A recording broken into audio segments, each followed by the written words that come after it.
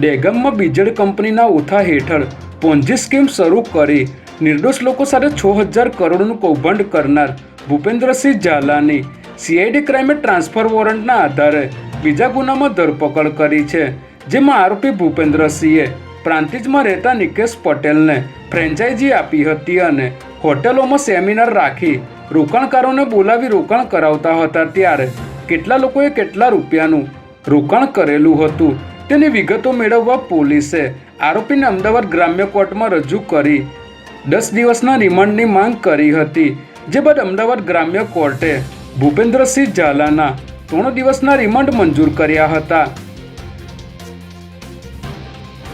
Ahmedabad municipal કોર્પોરેશનનું તંત્ર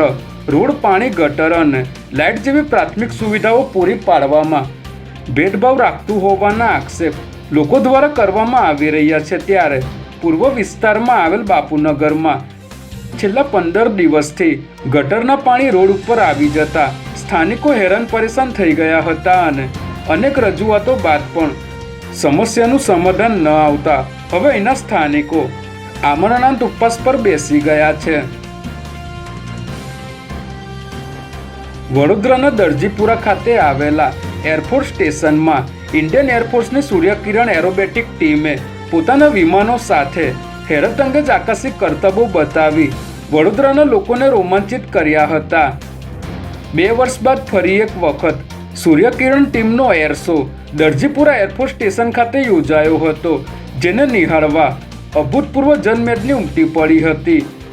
લગભગ 20 થી 25 મિનિટ સુધી ચાલેલા એર શોના પગલે વડોદરાનું આકાશ